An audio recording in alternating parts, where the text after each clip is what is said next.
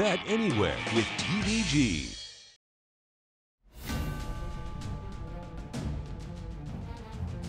Bob Baffert dominates 3-year-old races in Hot Springs, Arkansas. It's all American Pharoah answering this test with flying colors. American Pharoah will romp home in the Rebel. American Pharoah is putting on a show. He is indeed the ruler. American Pharoah, breathtaking in a mesmerizing performance. This year, he's got another brilliant colt. Homeward bound Mac Daddy Mac, Tays on ice, coming back at the rail, they head and head.